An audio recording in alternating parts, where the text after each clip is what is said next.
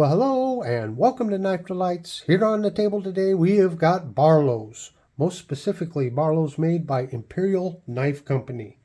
Now, Imperial quickly gained a reputation throughout the years of having affordable, high-quality folding knives.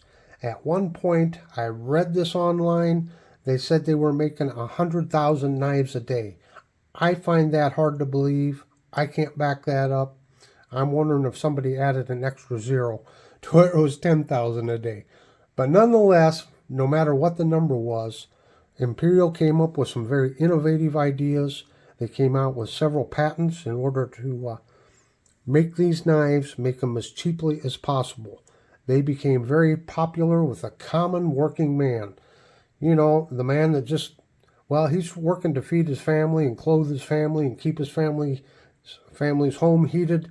He didn't have a lot of spare money. He wasn't a knife collector. He didn't hem and haw about the fit and finish. He wanted something that would cut. And the Barlow pattern used to be a very popular pattern, and Imperial pumped out a lot of them.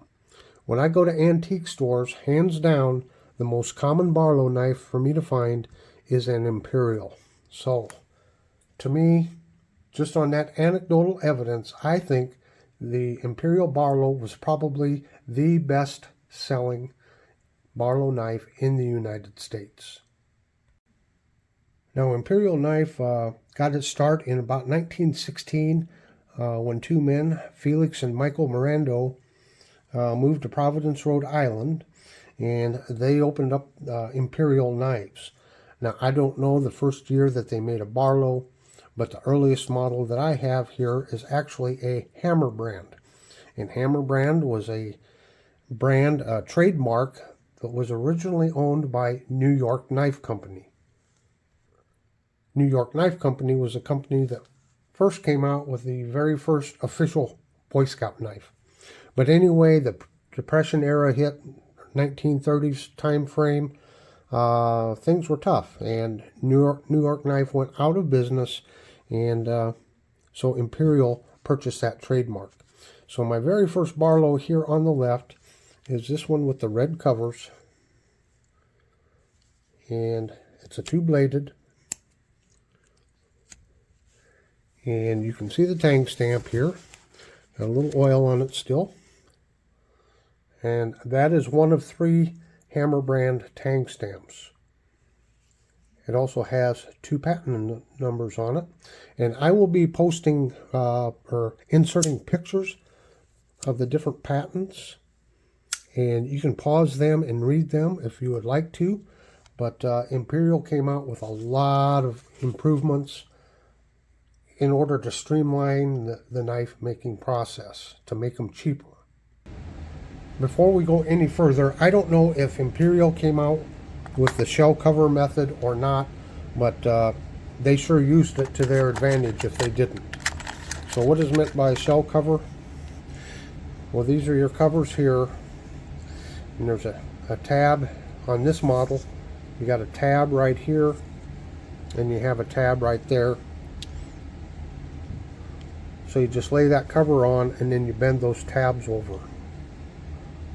So it wasn't a, you know, through the bolster pin as normal knife construction. And this certainly saved them a lot of money. So this is what one of their Barlows looks like taken apart. I got some fixing to do on this one. But this is happens to be an Imperial Ireland, and I'm jumping the gun here. We'll get up to that yet. So the tang stamps on all 3 of these Barlows here, these are all 3 Hammer brands. They all date, it's the last tang stamp that they used, and then, which dates the knives anywhere between 1945 and 1955. So basically got these 2 here, which are the same except for the color. And then you've got this really beautiful one here with the gold. And it doesn't have Barlow there on the bolster, but this is just a little beauty right here. Yeah, love that one. Well, they ended the Hammer brand line somewhere around 1955, 56. There might have been a little bit of an overlap. And then Imperial just started making their own Barlows with their own stamping. And you can see the difference here. So this one is from 1956 to 1988. Basically, those years are the years when they were made here in the U.S.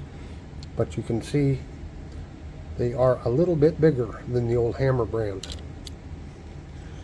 And it does have Barlow there on the bolster. And this is probably the most common tang stamp you're going to find on an Imperial. Two lines there. It has the crown over the I and the A, and the USA is vertical. So again, that would make it 1956 to 1988. Now, before I go any further on this one here, we can see there are some more patents, and the patents are normally found on the secondary blade here. And you can see there's 3 patents on this one. 228-4833 was granted in 1942. 268-9400 was granted in 1954. And 247-9855 was granted in 1949. So if you have one of these models with this tang stamp on it, but there is no patent number stamped on the secondary blade, that means that patent had run out, which is typically around 14 or 15 years. I'm not for sure. So after a patent is issued, usually the knife maker would stamp the patent number on their knife, and then after it expired, after about 15 years, then they'd stop printing the patent number on there because there was no reason to. Anybody could use whatever improvement that you had made. So next to it here is just about the same thing, only here you see that DE, or diamond edge symbol, marked into the bolster there. But yeah, it's the same knife. Same knife. So what is the diamond edge? Well, the information I have on DE is it was a trademark used by Shapley Hardware from around 1864 to 1960. And it was also used by Novell Shapley for a period of time. And it was used by Val Test from 1960 to 1965. And apparently in around 1967, that's when Imperial acquired the trademark and used it all the way up, well, I guess until the end of Imperial. So Imperial, in order to save money, they were struggling. Imperial Schrade, and of course there was a whole conglomerate of knife companies under the Imperial name. Imperial Knife, I can't remember, Imperial Knife Consortium of some sort. Schrade was in with that, but anyway, they stopped making their knives here in the U.S., or at least most of their knives that I'm aware of, in about 1987-88 time frame. Again, there might be a little bit of an overlap, but they purchased a plant over in Ireland, and they started manufacturing in Ireland. And they were trying to do that to try to save some money.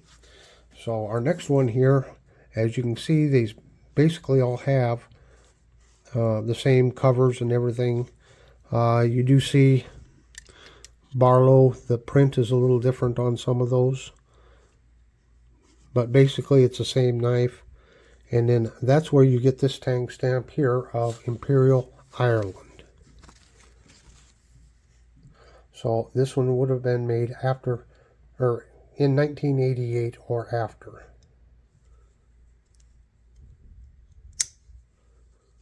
Okay. Again, this would be the same as this one, except again the font is a little bigger on this one, it looks like. But this is an Imperial Ireland also, but it happens to be an advertising one.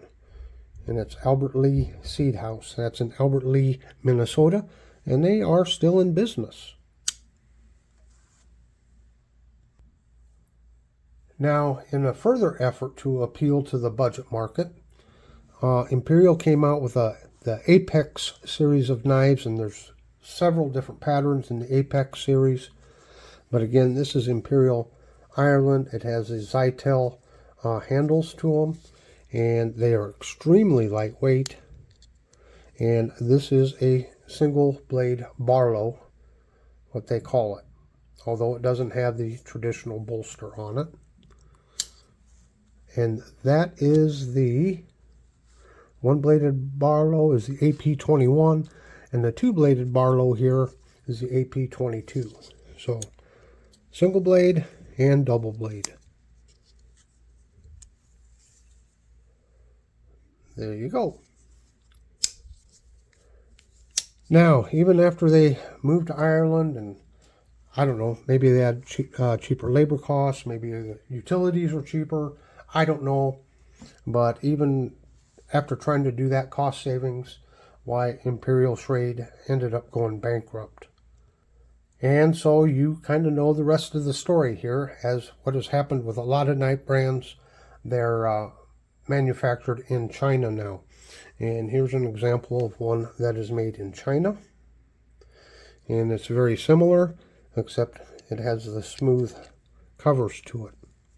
And this one actually has a model number on it. But there's the tang stamp, just says Imperial with a crown over it. And they assigned a number to it, the 278. And you will notice we have a cover missing.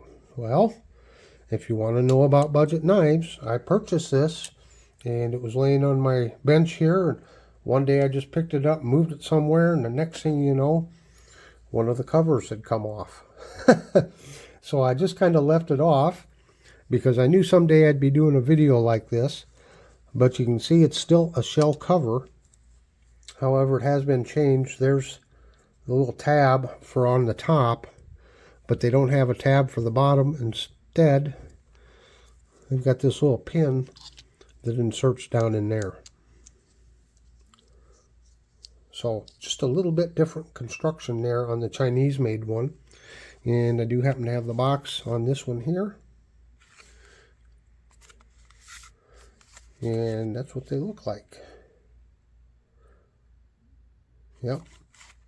So it is really a shame, what has happened to a lot of the cutlery companies here in the U.S. It's a shame that operations keep moving overseas, but it is what it is. But folks, if it was back in the 50s or 60s or 70s and you were looking for a inexpensive pocket knife, Barlow or any other style, Imperial was probably the place you were going to go. So until next time, have a very delightful day.